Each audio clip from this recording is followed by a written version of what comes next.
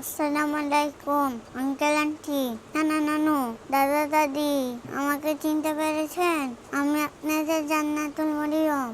গত বছর আমাকে বাঁচানোর জন্য আপনারা 9 লক্ষ টাকা প্লাস সাহায্য করেছিলেন শাকিল মামার ভিডিও দেখে। তারপরে আমি আপনাদের সাহায্য নিয়ে ভারতে গিয়েছিলাম। এই যে আমার পাসপোর্ট। আমার অপারেশনের পরে অনেকটা সুস্থ হয়ে গিয়েছিলাম।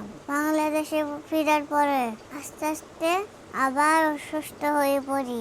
তখন আমার আব্বু আম্মা আমাকে আবার ভারতে নিয়ে যায়। আমার ডাক্তাররা টেস্ট করানোর পরে সিমসি হাসপাতাল থেকে ডাক্তাররা বলে আমাকে বাঁচাতে হলে 10 থেকে 11টা অপারেশন লাগবে। আমার আব্বু আম্মুর কান্না করতে করতে বাংলাদেশে নিয়ে এসেছে, কারণ আমার আব্বু আম্মুর কাছে এতগুলো অপারেশন করার কোনো টাকা নেই। আমি বাঁচতে চাই।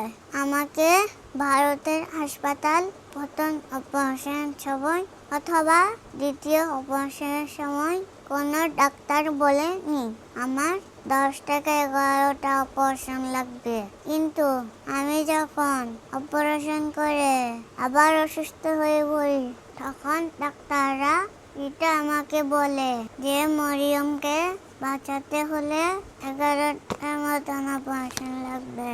আমার আগে 2টা অপারেশন করতে গিয়ে ভারতের সিমসি হাসপাতালে 15 লক্ষ টাকা দিয়েছে।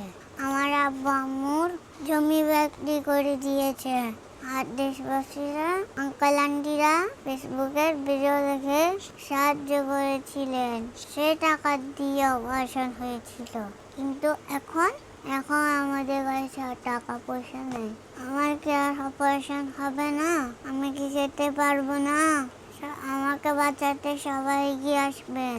আপনারা আমার ভিডিওটা শেয়ার করে দিবেন যেন আমার ভিডিওটা আঙ্কেল আন্টিদের কাছে পৌঁছায়।